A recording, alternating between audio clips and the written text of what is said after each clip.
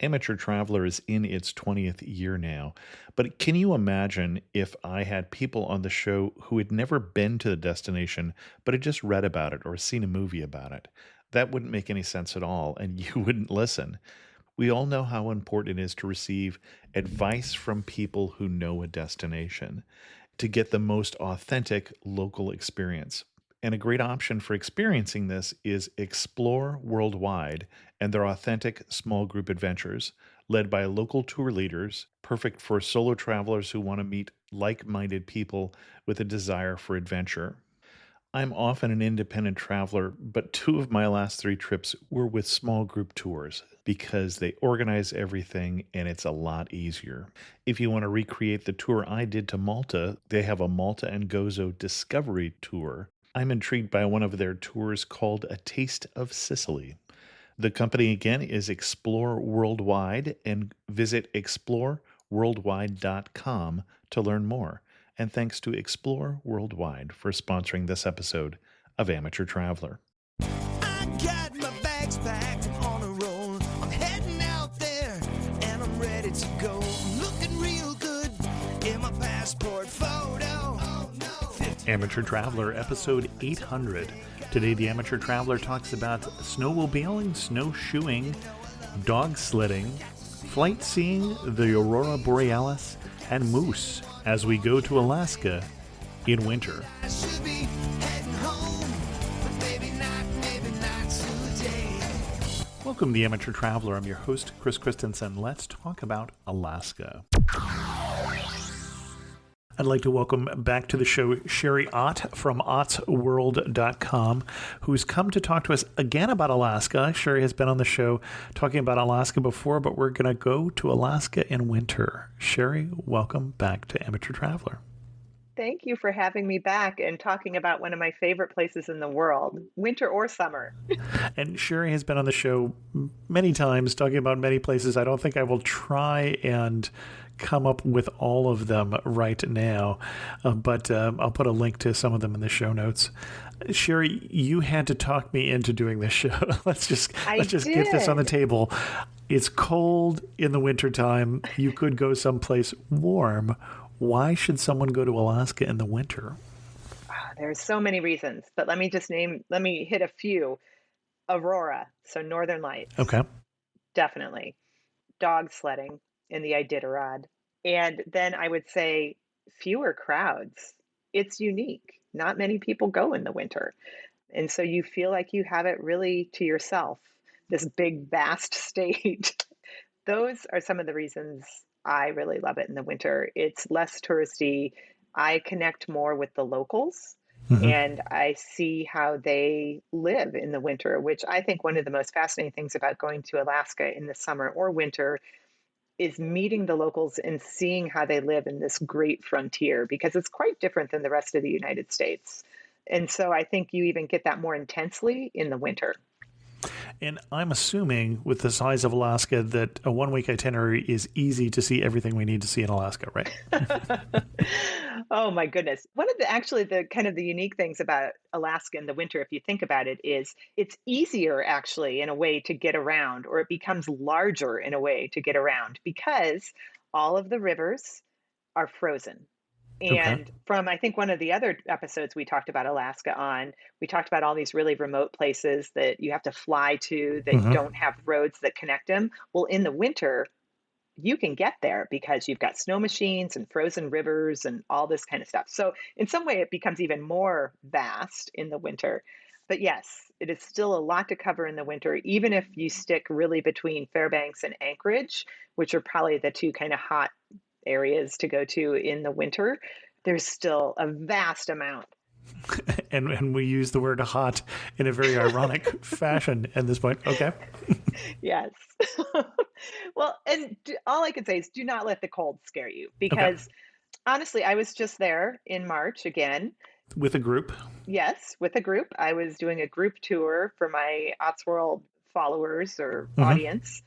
And in March, it's really not too crazy. Most of the days in Anchorage, at least, it was right around the freezing, 32 degrees Fahrenheit. Okay. Fairbanks is a little bit of a different story. but it never really got below 0 Fahrenheit in Okay. Fairbanks. So that's kind of March weather, I would say. February, you're going to definitely have days below 0 in Fairbanks, probably more like -15, stuff like that.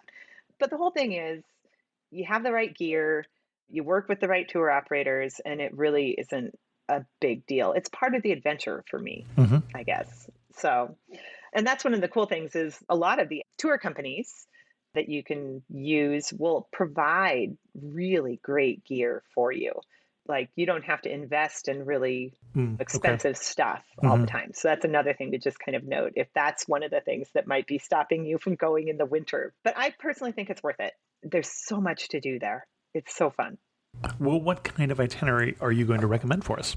I'm going to recommend one that is probably a little bit adventure forward, I would Okay. say. I would be surprised if you did not. Yeah. But I'm also going to recommend one that gives you the maximum chances to see the northern lights. Okay. So, in that case, I would probably start in Fairbanks Okay. because Fairbanks is really the place. Every night you're there, you want to try to get out and look for the northern lights because, of course, the only way you're going to see them is by being outside. So, every night you want to try to maximize that. And the best place to see them is in around Fairbanks. And the reason why that is it's right on the Aurora Oval. Right on the Aurora Oval. Okay. Yes. Oh, don't get me to talk about science. I'm gonna, but there is an actual oval Mhm. where the aurora tends to always show up. Okay. And as the Earth rotates, there's all these apps and stuff where you can see right when like Fairbanks starts coming into the oval as the Earth rotates. But also places like Iceland and Norway and these kind of places are on that oval too. But the reason why Fairbanks is so great is because it is landlocked, really. So Sure. there is no bodies of water, big bodies of water close to Fairbanks. It's really, they call it the interior. And that means that it's much colder and much clearer skies. And you need Okay. clear skies to be able Mhm. to see the aurora. And so places like Iceland or maybe Norway on the coast and stuff, they tend to be a little bit cloudier because of the moisture from the water. So the best way to see aurora is probably some of the coldest places in the world, Okay. um, but it's clear. So aurora in Fairbanks for sure, and there are a number of different ways to see it. There's so many different ways. In fact, more and more companies are offering multiple offerings. So things to do while you wait for the aurora, like ice fishing, dog sledding at night, Okay. which is actually super fun. The dog sledding at night is actually kind of magical. The white snow. I was actually, when I was just there, we did it, and it was a full moon the night we did it too, which was really cool. But yeah, so ice fishing, snowshoeing, even snowmobiling. So all these different outfitters are starting to offer multiple things. So you can do something while you're waiting for the aurora. And then if it comes out, you can stop and take pictures and so on. And that makes it kind of nice because the aurora in Fairbanks or in Alaska comes out kind of late, Okay. normally anytime from 10 to about 3 in the morning. I actually often talk about chasing aurora in Alaska as kind of like going to Las Vegas clubbing because you kind of have the same like you have the same time frames of you're going out late, staying up all night, getting back at 3 in the morning and sleeping most of the morning. And you have a little bit different time frame. But if you want to see the aurora, that's how you do it. You got to make some of those sacrifices. So I would probably start in Fairbanks and start off right away with setting up a couple of Aurora tours. Okay. One that there's a couple that I love, absolutely love. One is from Aurora Bear, which is just a couple, Frank and Miriam. They're actually from Germany originally.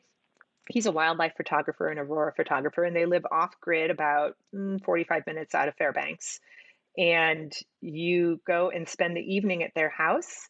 They make dinner. They've got dogs. You can snowshoe. Frank can teach you everything about aurora photography. And it's just a very small, intimate experience. It's great. You learn about living off grid. You learn about what made them come there, you name it.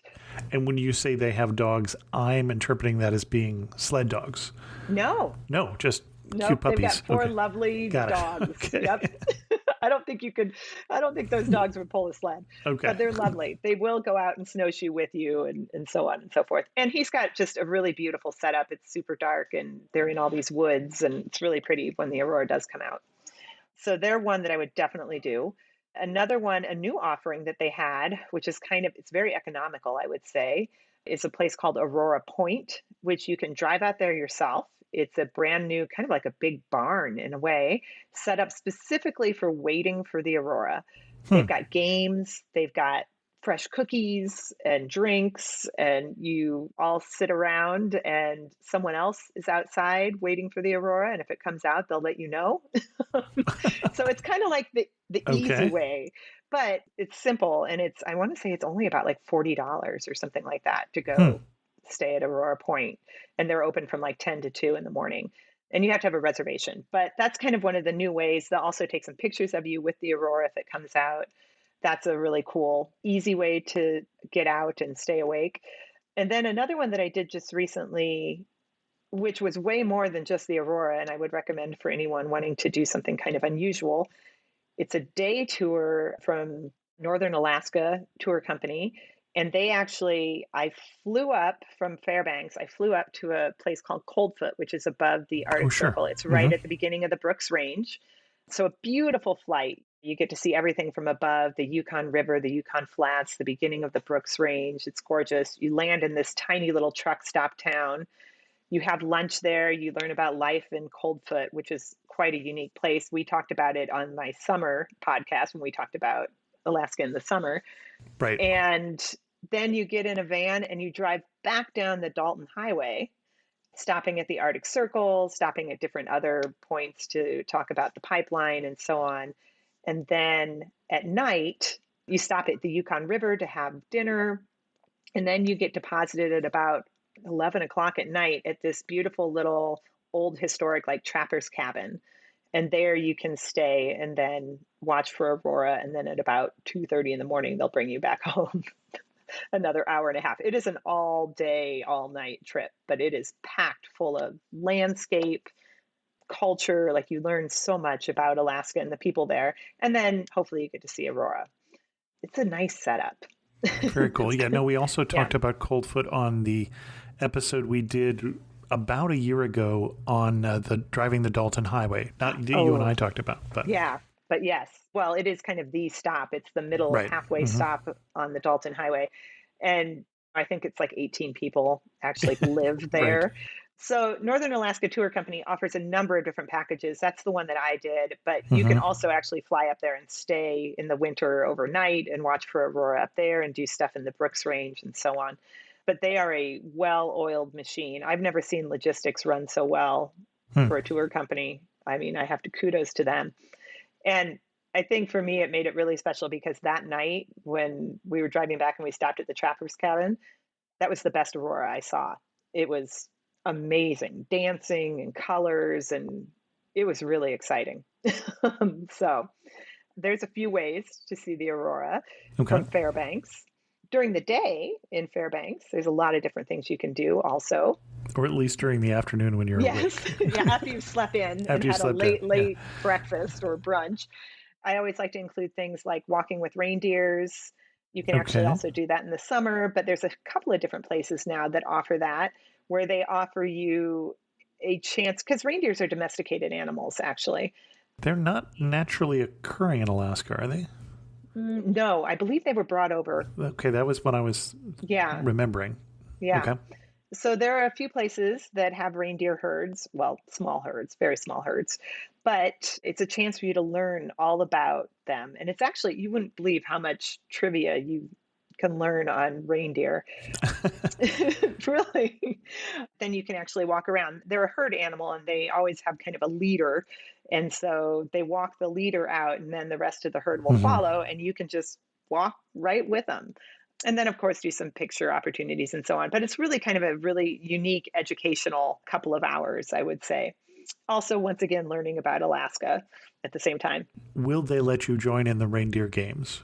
Because I understand that those are sometimes people get excluded from that. So, Yes, yes. I did not ask, but did you have a particular outfitter or whatever that you recommend for that? I normally go with Running Reindeer Ranch. Okay. I know. And yeah, it's funny because I probably went the first time there with Jane is the one who started that, probably went about 6 years ago, but they've Okay. really exploded. So they're quite busy now, busy enough that another reindeer operator has also opened up. And I think, I can't remember what that operator is called now.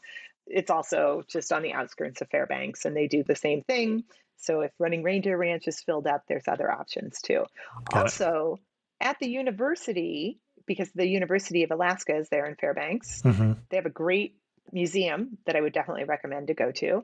But they also have, I think it's called a large animal center or something like that. But they've got muskox, reindeer, probably even caribou, a bunch of different of the winter animals out that you can also go and see and learn about through the university.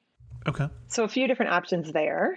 What else? Ooh, one of the cool things that I did a couple of really new cool things on this last trip. I went snowshoeing, which that's great, but I did this snowshoeing with a company called Leaf Out. And I shouldn't even say company, it's a woman who runs tours. So, once again, very small, intimate experience. She moved out there about 11 years ago and she lives in a little cabin by herself. And she is a naturalist and does forestry work for the state, basically. Okay. And she runs snowshoeing tours in the winter in her woods in her backyard, which is massive, massive. And you will learn so much about the winter and the forests and the animals. It's a Hmm. really great way to go snowshoeing. I mean, I love snowshoeing just for the activity and the views, but it's inevitable when you're out there, you see animal tracks or you see something and you're like, I wonder what that is, or I wonder why that is. And she'll have an answer for you. So, like, we did play a little game of guess that scat. As one does. And I have to admit, I did pretty well.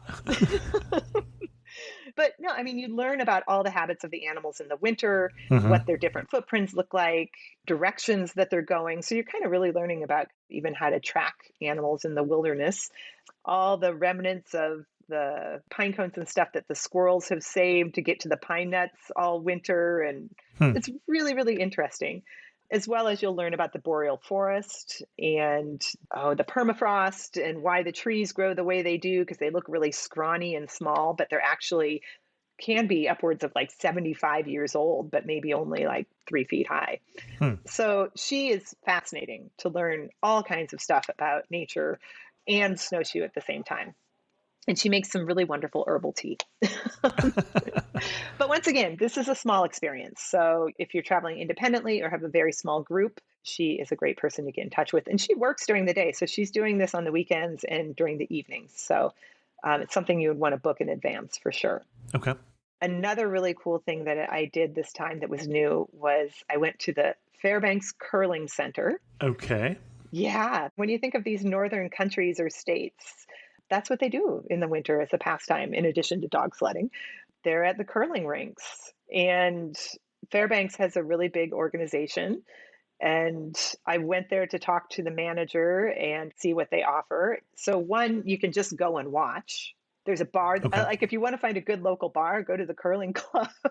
There's a bar there. They have like a whole viewing area where you can look out over the ice and watch. I think personally that would just be a fun place to go for a drink. But they also, the curling club occasionally will offer some tour groups a learn to curl session. Okay. So it's a few hours. They actually get you out onto the ice.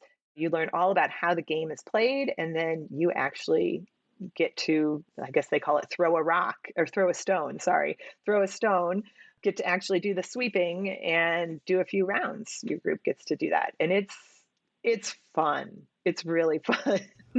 And what are the odds that I will fall down? That's really what Ooh, I picture. yeah, pretty good on the Okay. first time or two, to be Okay. honest. Yeah, they also, though, they do have, I was noticing if you are not the type of person that's flexible enough to get, because the curling stand, it's kind of like, it's good to be, have some yoga background a little bit because Okay. when you take off and you throw the stone, you're kind of in a lunging position and you're sliding. And Okay. so if you don't feel like you can do that, they also have these like little poles where you can actually stand and the pole connects to the stone and you can actually just kind of guide it and let it go that way too. So you don't have to do the full on lunge. Got it. But it's a really unique cultural thing to do that I think many Alaskans also do. And also it's just important in the North, basically. So That was a really fun little afternoon thing you can do before going to see the aurora. Yeah, and then I would say there's also things like snowmobiling tours, some really Hmm. good outfits there. One funny thing was this last time I went, I think it was called Rod's Alaskan Guide Service. And I went to the website and it looked like one dude, like just being a guide. And so I drive out there to go snowmobiling and it wasn't one dude. It was like a major operation. But it was a very well run operation, let me tell you that. But it was just funny. There's a bunch of stuff in there. You can also do dog sledding and so on. And let's talk a little bit about dog sledding because there's a lot of different variations. You can do Okay. that in Fairbanks. We're also going to talk about a place you can do it in Denali and some other places in Talkeetna down the way. But I think you have to decide if you want to ride, if you just want to ride in the sled and Okay. go on a dog sledding ride, or if you want to mush your own team, because they're two very different experiences and very different price points for that matter. And you pay more to Mush learn your to own mush. team. Okay. Yes, definitely. Because it takes a lot more time, a lot Right. more time. And there's more risk, I suppose, also. But if you just want to ride, there are tons of places that you can go and ride. You can, like I said, you can go at night. One of my favorite ones is the Last Frontier Mushing Co-op. Okay. It's a group of people that have their own dogs and live off grid. They're young people, like, I don't know, 20s, 30s probably. And they use their dogs to get around normally, but they also come together as a group, as a co op, and then offer tours and so on to Hmm. people in the winter, which is really cool. And you learn about the kennel, and you also can learn about, they all race normally too. Many of them, I think a couple of them have run the Yukon Quest, but they do shorter, like sprint races. So you can learn about all of that too. But then they will harness up the dogs, get the sleds ready. You get in the sled, they cover you up with all kinds of blankets, and off you go for a fun ride for about normally not more than 40 minutes for most tours. So that's certainly one way you can get a taste of it. And the first time I ever went, that's how I did it. But if you're like me and you want more, you want more control, maybe, Uh-huh. you might be interested in mushing your own team. And that's a whole different experience. And there are a number of places also that offer that. Last Frontier used to, they are not this year. Okay. But I think it kind of depends a little bit on the moose activity and some of the risks involved.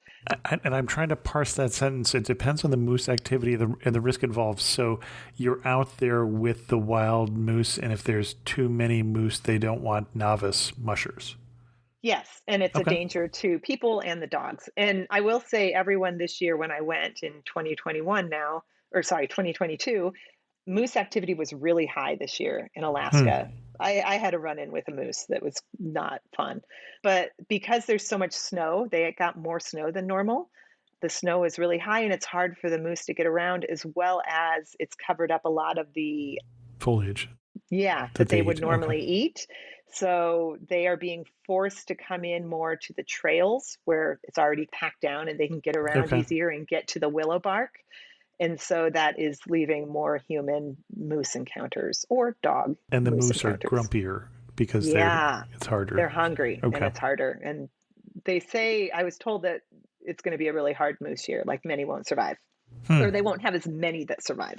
Got it. So even like when we did our night mushing at Last Frontier, they had a snowmobile go out ahead on the trails, Okay. like a good 15 minutes before us, and kind of just flush the trails to potentially scare any moose Discourage off. any moose Hmm. from. Okay.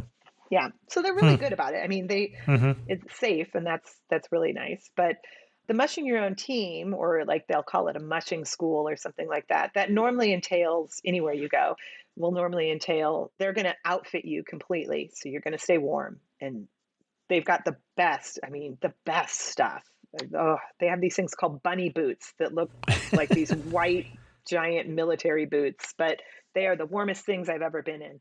And they'll give you parkas and big mittens and everything. And you learn how to actually harness the dogs. You put the dogs on Okay. harness and hook Hmm. them all up to your team, to your sleigh. And then you get instructions on how to, because you think, oh, all you do is just stand back there. But no, it is not just standing. Hmm. There's a lot of things you need to know back there. And it's about balance and especially going around turns and being able to control the dog's directions by voice commands. So, and lots of places will normally only give you about 3 or 4 dogs to run with when you're first learning, as opposed Okay. to, like, when you see, like, the races and stuff, they'll have, I think, 13 or something. And more dogs is faster and harder to control. Absolutely. Okay. Much faster. Yeah, so when you're learning, it's great to only I think the first time I did it, I had 3 dogs. Okay. And, yeah, I mean, and you're balancing on one side of the sled at times in certain places, and Hmm. at times you have to get off and run and help, like, up hills, which is so hard. So it Hmm. is really an athletic it's a sport, without a Mm-hmm. doubt. So for people that are interested in that and getting a little bit more hands-on, the only thing I would say, the only downside to it is that once you do it, you'll never want to just ride in a sled again, ever. I just It's have this ruined you. mental image of Sherry Ott, who can't hear about Mongolia without deciding to drive there, that can't learn to mush without wanting to join the Iditarod. So, Yeah. Yeah, it is it's fun and it's addicting, and yeah. But so you have a little bit of something for everyone. Or you can also just, whether this is in Fairbanks or some of the other places, you can also just visit a kennel if you okay. don't want to do either.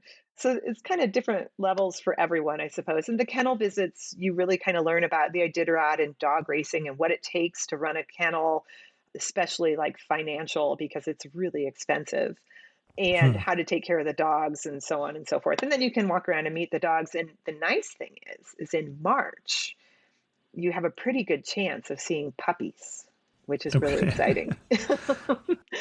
Like little puppies, like a Mm-hmm. few weeks old. So that's always kind of fun. We saw some at one of the kennels we went to in Talkeetna, and it was definitely a highlight being able to hang out with the sled dog puppies. Very cool. Ah bon chien. Bonjour, je suis Theo, a tour leader with Explore, and this is Punti. He's helping us find truffles under the trees next to this beautiful vineyard. Maybe for tomorrow's cooking class? Oui, call is semi-heure. Parfait. Semi-o'clock. Not everyone gets to enjoy a Bordeaux sunset this way, but you will if you explore. No, Punti. Search exploreworldwide.com and don't just travel. Explore. So that's some of Fairbanks. I mean, there's plenty to do during the afternoons, plenty to do at night to watch for the aurora. You can go really far remote up north and cross the Arctic Circle, everything. Then, after, I would probably spend about, I know we try to spend about 3 days there Okay. total, or 3 nights, I should say. And each night out looking for aurora for sure, and then supplementing with some of these other activities. Well, and I know that when I was in the Yukon, they were talking about that if you go for one night, that your chance of seeing the aurora is, I don't remember what it was, 50-50 or something like that. But 3, it starts to get up to like 90%. You're right. So there's another reason why you go for 3 nights. Yes, exactly. And that is, you're exactly right on those numbers. It's 3 nights, and I think it's up to like 80 or 85% in Okay. Fairbanks. Which still means you have a chance that you won't see it. Yes, Yeah, it's like wildlife. There's exactly. no 100% guarantee. You cannot control it. Right. You can look at all the apps, and you can have a wonderful KP index, which tells you the probability of seeing them. You can have a super high KP index, but if for some unknown reason clouds come in where you're Sure. at, you're Yeah. not going to see it. A little bit of luck, but you can increase your odds by staying there. Okay. And that doesn't mean that you can't see the aurora south of Fairbanks. I've Right. certainly seen it all the Mm-hmm. way. I've seen it in Anchorage. So we'll talk about that. But I always like to start in Fairbanks, so you kind of get your best chances up front. Okay. And then I still say every night you should go out and look for it if you can. If you can keep those hours, basically. Right. The next thing that I would say is start going south. And there's a few different ways you can do that. So you can take the Alaska Railroad, which Mm-hmm. is actually runs in the winter, and it's really one of my favorite things to do because it's really unique. You've taken the Alaska Railroad before, right? No, I haven't been north of Juneau in Alaska. Oh my goodness, Chris. Well, the Alaska Railroad's really unique. It's the only, I think, state-owned railroad we have that runs passengers. In the summer, they've got a ton of different routes and Mm-hmm. beautiful sightseeing. In the winter, originally it was just they just run between Anchorage and Fairbanks, really for the locals. And then as winter tourism has started to pick up, there's been more and more interest in tourists riding the train. Okay. So they still in the winter just run it between Fairbanks and Anchorage. But they make the stops in Healy, which is in Denali National Park, and they make a stop in Talkeetna, which is a famous little small town. And then I think they have one other stop in Palmer and then down to Anchorage. The only thing is they don't run every day. So if you Okay. want to make the Alaska Railroad part of your itinerary, your winter itinerary, you have to really look closely at their schedules. And their schedules change from February to March because March, the tourism kind of starts to pick up because you have better chances of seeing the aurora the closer to the equinox you get. And they run it more frequently. I think it's like maybe even 3 days a week in March. But in February, it might only be once a week. So you just have to pay attention there. If you don't want to drive, you can take the railroad. You're probably going to take it all the way down to Anchorage or maybe stop in Talkeetna for a night. But then you're going to have to figure out how to get from Talkeetna to Anchorage by car, probably, because it's not going to run frequently enough. Since it doesn't run every day, you can't just catch the train again and go down to Anchorage. I highly recommend taking the train if you can, if that works into your schedule. It's really a fun thing to do. Also, I should note that there are a few tour companies that, like up in Fairbanks, that will drive you down to Denali and you can go snowshoeing in the park. And then you catch the train at the stop there in Healy, basically. And then you can take the train back to Fairbanks. Oh, interesting. Okay. Yeah. So there are a few outfitters that are doing things around the wonky train schedule so you can still try to fit in a train segment. So it is Okay. sort of possible. If you don't take the train, that means you're driving and you're driving the Parks Highway, and driving in Alaska in the winter, you have to be comfortable with it, I would say, because you Right. never know what's going to happen. And prepared. Yeah. Yes. And one nice thing is you can rent cars that have, it's more, but you can rent cars that have studs on their tires and stuff like that. I've done that before in bad weather there, and I feel much better about it. But so it just kind of depends on your comfort level there. But I know my tour, we had a driver and a van. And so we drove. And one of the things that I would highly recommend is stopping in Denali. It's different in the winter. Hmm. The park road isn't fully open in the winter. It's only open back to the visitor center. But Okay. at the visitor center, at least they used to have free snowshoes that you could just go in and get, and then and Okay. then snowshoe around on different trails. They gave you a trail map and so on. And then you just bring back the snowshoes and the poles at the end, which is kind of unique for a national park. So there's that kind of stuff that you can do there. It's also just a beautiful drive down the Parks Highway in general between Fairbanks and Anchorage. But if you can, I would highly recommend staying overnight in Healy. There's a couple of hotels that are open, and going. My favorite dog mushing of all times is a company called Moon Dog Kennels, and it's actually by Earth Song Lodge. It's a dual venture. Anyway, they do expedition dog sledding if you'd like. Or once again, you can go visit the kennel, you can go learn how to mush, you can go take a ride, or you can actually go on an expedition. So expedition meaning multiple night trip. Hmm. Okay. Yes. And I told you I drank the Kool-Aid. Once I got on the sled and I learned how to mush, then I'm I like, I am want an so expedition. surprised. But for people that want to do that, it's really cool because they'll take you out. You can mush your own team. I think that time I had 8 dogs. We were going much faster.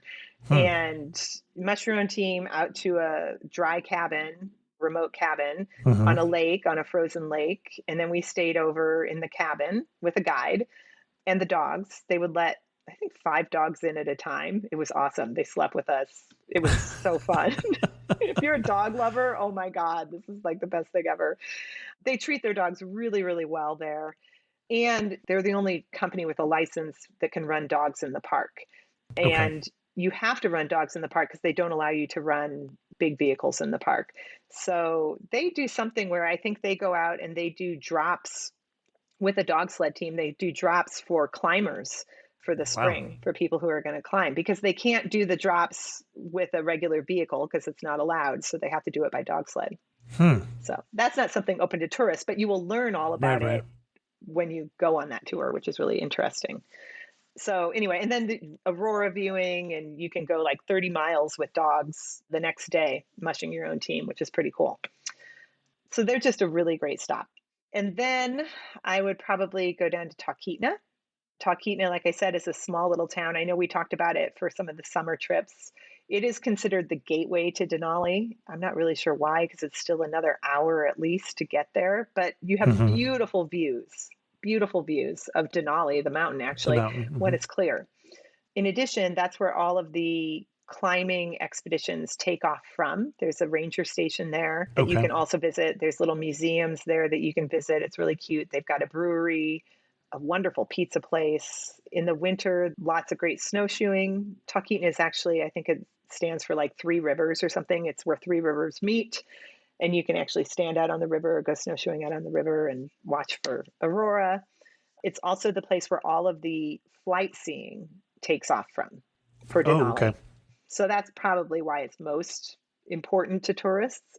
So if you want to do flight seeing in Denali, over Denali Park, you always are going to take off from Talkeetna. And fun little fact, in the winter, you have more clear days than in the summer, Hmm. and the flights are way more likely to actually run Okay. because the flights are all weather dependent. So every time I've gone to Talkeetna in the winter, which has now been 3 times, our flight has run, which is really nice. My group had really beautiful sightings of Denali. You can also, in March, they start doing glacier landings. So they will fly you out from Talkeetna into Denali National Park, land on a glacier, let you walk around the glacier, get back on the airplane, and fly back. And I was going to say, and this is landing in a fixed wing plane, not landing in a helicopter. Yes, fixed wing Okay. plane. Absolutely. I Yeah. have done that, not in Alaska, but just over the border in the Yukon, and it is the smoothest landing I've ever had in a plane because you're landing on snow, and I don't know what I was expecting, but I wasn't expecting that. It was a Yeah. fascinating experience, and it doesn't, even when you can fly, it doesn't mean you can land. Yes, you're You have right. to have Because the right, winds and yeah, you have yeah. to have the right conditions, and so in that area, there's a relatively small number of people who've been able to do it. Like when I Hmm. was there, I think it was 100 people had been able to land on the glacier. But if you get that opportunity, it's pretty darn cool. Yeah. And I think, like I said, I think the flight scene companies start doing the glacier landings normally mid to late March and into April is when Hmm. those become possible. Otherwise, we just did a regular flight seeing thing Right. around all the mountains, the Denali Range. And honestly, the landing is really awesome, but the flight seeing itself is the Oh, amazing part. So it'd be yeah. great if you could land, but even if you can't, it's just stunning scenery. And Yeah. I wasn't there in winter, which would be Oh, even a whole different level of things. yeah. You feel like you can just reach out and touch the mountains, like they're Yeah, that close. It's pretty epic. So, yeah, so that's actually a really good reason to stay over sometimes at sure. night in Talkeetna. And we did that. We stayed at little cabins in Talkeetna. And then, like I said, at that night, we walked out to the frozen river and tried to wait for the aurora. It did not come out for us that night, sadly, but we still had a good time. And they've got some really great, strangely, they've got some really great bakeries in Talkeetna. If you go, I Okay. definitely say stop at the Talkeetna Roadhouse. It's wonderful. And a little place called I think it's called the Pink Squirrel or the Flying Squirrel. Now I can't remember. Something Squirrel. Also a really great bakery. One thing we should talk about a little bit is Mhm. you talk about bakeries and roadhouse and such. My impression is, and I haven't spent that much time outside of a ship in Alaska, that Alaska is more expensive in terms of just buying food, for instance. It is. I will say that. Like, for example, up in Fairbanks, because I spent a number of nights up there, Right. any time I went out to dinner or even breakfast, well, let's see, dinner was always going to be around $19 for anything, any kind of Okay. entry or entree. That was pretty standard. Breakfasts were going to be upwards of 15. Although these days I can't go anywhere without paying that much money. Well, you're in California though Yeah. too.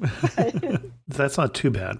Another thing though that's kind of weird about Fairbanks in particular is it has an immense number of Thai and Asian restaurants. Of Like course. it's a town of 30,000 people, but they must have, I think they said they have like 30 Thai restaurants and they're good. They're really good. Huh. But like pad Thai will cost you $19 just to Okay. give you an idea, I guess. But Hmm. it's good food. That's why I also recommend, I like to stay when I'm up in Fairbanks in particular. They often have like lots of little apartments for rent, like apartment Okay. hotels kind of Hmm. thing. And I stayed in one of those this time called Sophie Suites. That way I had my own kitchen, and made breakfast, and I made a lunch there every day, and I would just Okay. kind of go out for dinner, and I could also bring leftovers back, and that was a really great way for me to save money. Right. Sure. And I think they have a lot of those because of all of the workers that come into town seasonally. So there's a Got lot it. of those kind of operations like suites. So Talkeetna, now we're down only a couple of hours from Anchorage. So Hmm. then driving down the rest of the way to Anchorage, there's a bunch of different stops you can make there too. There's a muskox farm that's really fascinating. They are an amazing creature.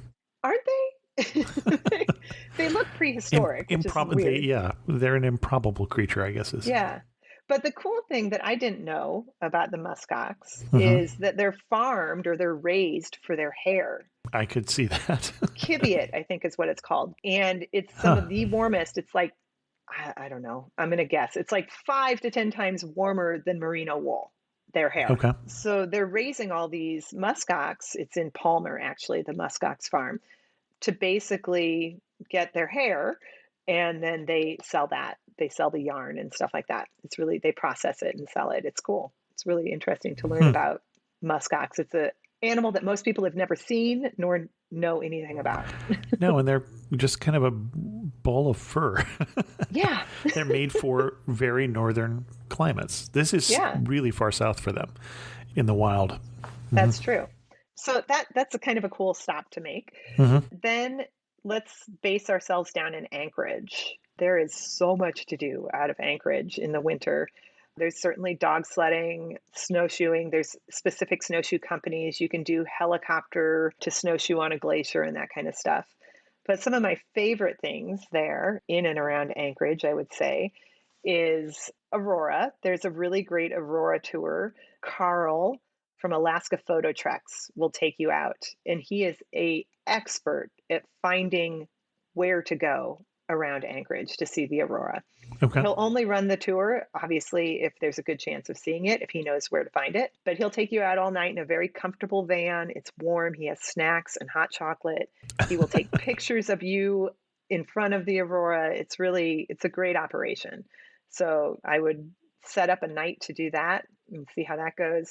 The snowshoeing there, so Anchorage is surrounded by the Chugach mountain range, Hmm. and just like not even a 20-minute drive, you can be out to the mountains from downtown, really. And there's some snowshoeing operations that run there. You could also rent your own snowshoes and go, but I always find it way more interesting to go with a guide. You learn more about them and the culture, and you don't have to worry about bears in the winter, which is nice, but you do have to worry about Oh, moose. that's right. They're asleep. Yes. Yes. But the moose are hangry, so okay. Speaking of the hangry moose, there is a coastal trail around Anchorage that it gets a lot of billing in the summer because, of course, you can rent bikes and go out, and it's beautiful. It goes all around the inlet, and you get some of the best views of Anchorage. Okay. But you can also do it in the winter. It is groomed, and those bike rental places turn into fat tire bike rental places in the Okay. winter. And I rented from a place called Pablo's, which is awesome. They had really high quality bikes. They were electric fat bikes, and they had studded tires. So you are biking on the snow, but I felt very comfortable the whole time until I encountered the moose. But that was another So the story. moose you encountered was while fat tire biking in Yes. Anchorage. In Anchorage, in Huh. the city. And they say, strangely, and I'd heard stories about that before, like if you want to see a moose, just go out on the Tony Knowles Coastal Trail and you'll see moose. Hmm. And sure enough, I did. I came around a corner and I literally just like hit the brakes. The moose was in the trail, and I stood there and I'm like, I don't know what to do. There was a little bit of a scare there, but I know better next time. But anyway, you will see moose on that trail most likely. Hmm. But there are also a ton of people out walking on the trail and so on. So it's well traveled, I would say. You will not be alone. But that was the first time I'd actually ridden on it, and I was stunned at the views. It was really pretty. Some other things in and around Anchorage, I took this time a glacier tour. There's a couple of big glaciers that you can get to from Anchorage very easily. Okay. One is the Matanuska Glacier, and the Matanuska Glacier is, I think, one of the only glaciers you can get to or see from the road system, maybe in the world. I don't even know, but it's up there in that. Like, I'll never forget the first time I saw it. It's along the Glen Highway, which is probably one of my most favorite drives I've ever taken anywhere. Scenic drive through the mountains. And all of a sudden, I remember looking off to my right, glancing and going, wait a minute, glancing again, glancing again. And there's a glacier right there. Like, it's weird. Normally, you're not going to see anything that close to a road system. I'm going to say not in the world because I think of the Okay. Athabasca Glacier off of the Columbia Iceway in Ooh. Banff National Park, Oh, you could be which right. is a little That's further off true. the road than it used to be. It used to be right next to the Oh, road. no. It's Oh, no. receding, Yeah. but it's really right off the Columbia Iceway. Yeah. Well, this is one of those like that then. I don't think Very there's cool. not a lot. Normally to go to a No, and glacier, I you've thought got to of the go one pretty in deep. Juneau, but of course Juneau, even though it's the capital of Alaska, is not connected to the Nope. rest of Alaska by road. So like, oh yeah, you can drive there, but you can't drive anywhere else. So Well, and even though the drive is beautiful there, I would right. suggest my recommendation is take a day tour from Anchorage. Hmm. I went with Salmon Berry Tours. And you start in Anchorage, they drive you out there, which is awesome because then you can actually just enjoy the scenery and not have to worry about driving on that road, Sure. which is wonderful. And they make stops so you can take photos. Like I said, the views are stunning. And they'll drive you right to the glacier.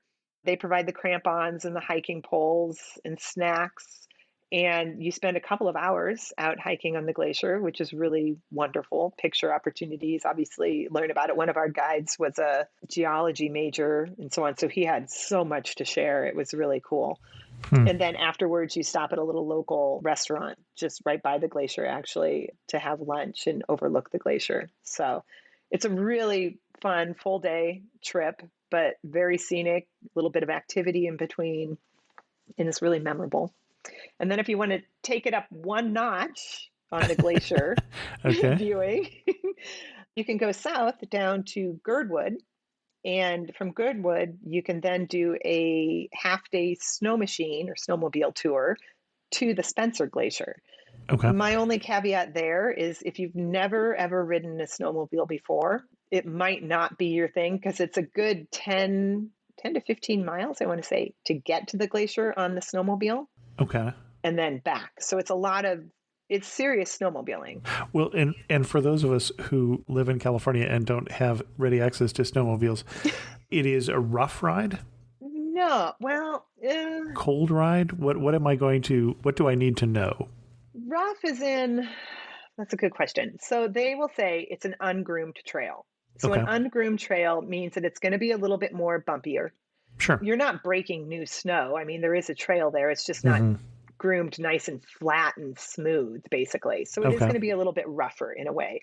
Also, it's going to mean that it's probably a little bit slower because it's slightly more technical. Not technical because you're going up and down big things or going Okay. around sharp turns. It's more technical just because you have lots of little dips and you just have to kind of be aware. It just so happened that when we went this last month, we went in like it was snowing like crazy, which made it also the visibility a little hard if you were not used to that. Got it. It's a little white out. So, And everyone in your group, or half the people in your group, are driving the snowmobile, so you're yes. not.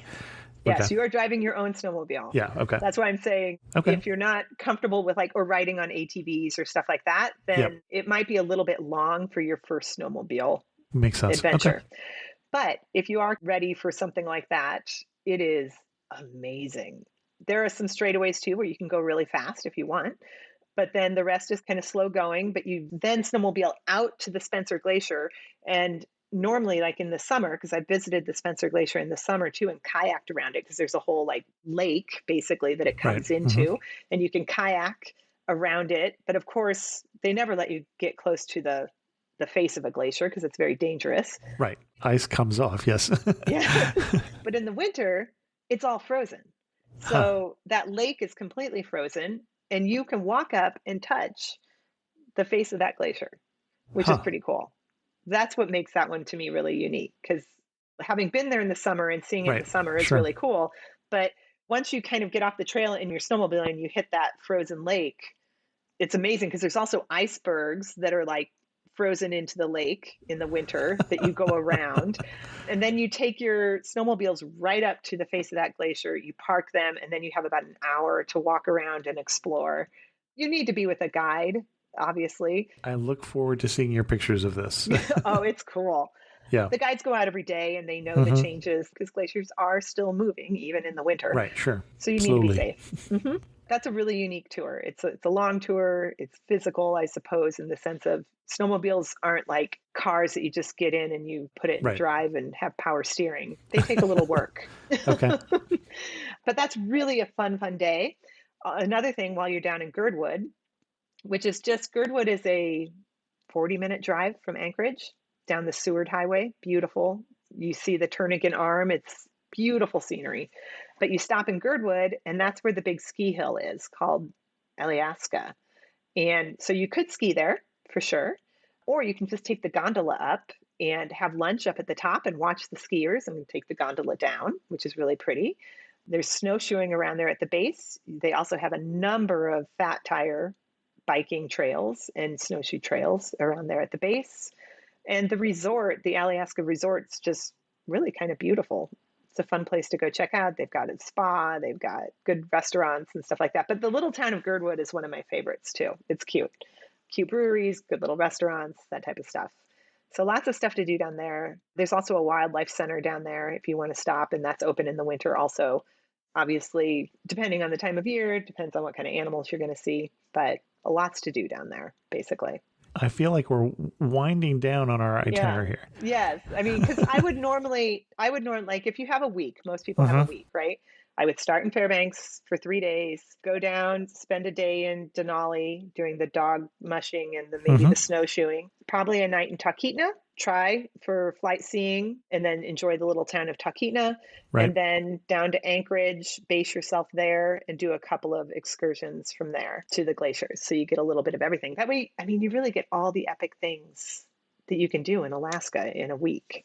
Glaciers, cool. dogs, aurora, Moose. snowmobiling, moose. And then, of course, in between, there's always museums. There's the Native Heritage Center. All that stuff is still open in the winter. It's a little bit different sometimes in the winter, but it's still open and good. And before you know it, your week is gone. And hopefully you've seen the aurora about 5 times. Right. And had some good pad thai. So Yeah. That would be my recommendation. And then I think there are a few other things that you could plan things around, such as the Iditarod. The Iditarod is run in the first weekend in March, I believe. It was the 50th anniversary this year, which was pretty exciting. And there are a number of tours that are planned around the Iditarod. So people can go specifically and watch the ceremonial start. They can watch the real start. They can be taken out in the middle of the race somewhere and watch the mushers go by or something like that. I have not done that personally, but I know that there's a lot of offerings around that. And you visit kennels. It's obviously a dog mushing focus. Okay. So there's stuff like that. Up in Fairbanks in February, starting in like mid-February, is the World Ice Carving Festival, which is really pretty cool. It's amazing. I couldn't believe how big the sculptures were. It was pretty amazing. They put them off like in the woods and then light them at night. It's really pretty. So you can go and obviously during the festival and watch them create, which I think would be really cool. At this time, I went during March when they were all already sculpted and I just went around and looked at them. But the ice park is open where you can do that. So those are some of the things. And then there's also, of course, the Yukon Quest, which either ends or begins in Fairbanks, depending on the year. I can't remember the exact date of that off the top of my head, though. That must be February. February 19th was this year. Okay, so more like mid-February, probably. So you could go around that. I did not realize that went to Fairbanks. I feel ignorant here. Okay. Oh, no. But they share. What I like about that one is it switches every year, right? It either starts in the Yukon, ends in Fairbanks, or vice versa. Oh, okay. Interesting. So whereas the Iditarod always starts in actually technically Willow, Alaska, which is a little bit outside of Anchorage, and finishes always in Nome. Interesting. Yeah, so I think both of those times would be kind of a neat time, like festival times to go. And then, of course, with the Iditarod starting around Anchorage, Anchorage has a big, I think it's called the Ferrandi Festival, which is a big, and they have snow carvings and all kinds of stuff going on outdoors in Anchorage in the beginning of March. So that's also a fun time to be there. And then the other thing I would just mention as far as timing is if your goal is Aurora, it is true that your odds are better the closer you get to the equinox. So the closer you get to March 21st. Okay. But with that I also, did it not gets know that. busier. Yeah. Okay. I don't know all the science behind it, but I've been told and historically it is more active around those times. Same thing goes on September 21st. Yeah, that makes sense. So you can also see their aurora season in Fairbanks runs, they say, from I think it's like end of August to end of April. Because Interesting. basically that's when it still gets dark and you can see it. March is a good time to go. However, the other thing I would say about Alaska winter tourism is it is getting more and more and more popular all the time. Sure. It's interesting. It's a tour industry there that's kind of in their infancy, I would say, for winter, but they are ramping up fast. And so there are more and more offerings all the time happening. Every year I go, there's more stuff. But also, I think with COVID and the fact that this is domestic for Americans Right. and exotic, they are very popular right now. Summer is going to be booked, but even winters are popular. But it had been getting more popular before COVID too, so that's not too surprising. They have kind of picked up where they left off. I was Right. asking them about tourism numbers, and they are breaking records every year, over year. Interesting. So get there now. Sherry, as we start to wrap this up, you're standing in the prettiest spot. Or are you just standing under the aurora someplace? But if I say you're standing in the prettiest spot, where are you standing? What are you looking at? In the winter, I'm definitely looking up. Yeah. Okay. I am at, I think it's called Slate Lake in Denali National Park. And this is where, when I talked about the 2-day dog sledding expedition I did with Moondog Kennels, probably one of my best 5 travel days ever was that expedition. That's saying something. Okay. Being in that little cabin so remotely, and then the aurora came out, and we ran out to the middle of the lake on the ice and looked up, and it danced like I had never seen it dance before. It just moved across the sky. It's something to see when it's really, really active. And the more you go, and obviously the more nights you're out, the better chance you have at it really dancing and being active. And one thing that makes you laugh and say, only in Alaska in the winter. There's lots of things, but the first thing that came to mind was the fact that there's a moose in the middle of the town in Anchorage. That's the first thing that came to my mind also. Like right downtown. Sherry, if we're going to send people to Ott's World, to your best post on Alaska in the winter, where are we sending them? Oh, man. I can't pick one. I've got to pick 2 because I have one that, I think it's 20 things to do in Anchorage in summer or winter. Okay. And then I have another one about using Fairbanks as your home base for winter travel. Okay. And both of those will have a lot of what I talked about. Well, I just realized since we started recording, this is the 800th episode. So you get 2. You get a bonus here for being on episode 800 of Amateur Traveler. I feel so special. And Sherry has more tours coming up to Alaska. So if you want to learn more about what she is doing, you can join one of her 2 newsletter lists. You've got a regular newsletter I know that I'm subscribed to, as well as a tour newsletter. Yes. So I have something called the Ott's World Tour newsletter, where they're the first people to know of when a tour is open. Got it. This Alaska tour, which I basically kind of took you through. All of these places that I talked about are places we're going to on our week-long tour, starting in Fairbanks, ending in Anchorage next year in 2023. So the people on that newsletter will be the first to know when it's available, which is going to be here really soon. And then as a side note, I'm also trying to make it, that's a group tour in which I will be there and facilitating, but we'll have a group leader. But I'm also trying to take that type of itinerary that we just talked about that has more local interaction and intimate tours, and make it so that you can book it as an independent trip too. So it might have a little bit different look, but same kind of idea. So like if you're a teacher and you can't do the trip when I'm going to be doing it, there are ways that you could do a similar itinerary. Excellent. So that'll also be announced in the Ots World Tour newsletter. Sherry Ott, thanks so much for coming back on Amateur Traveler. I'm glad it just happened to work out to be someone that I have known for years, coming on the Yeah. 800th episode. I didn't even think about that when we started recording. So I have a question though. Have I at all convinced you, who loves warm vacations, So that you should go to Alaska in the winter? my wife and her college roommates want to go see the aurora, so I may have to send them this episode. So Yes, absolutely. Okay, that didn't tell me that you wanted to go, though. no, of course not.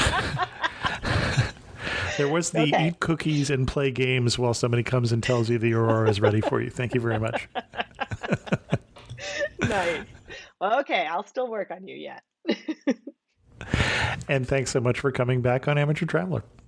Thanks a lot, Chris. I love it. These special episodes, when I hit a round number like 800 that I never ever thought that I would hit the almost 17 years ago when I started this show, are a good time for me to remember and celebrate, but I don't celebrate them with a special episode in the sense of a different format.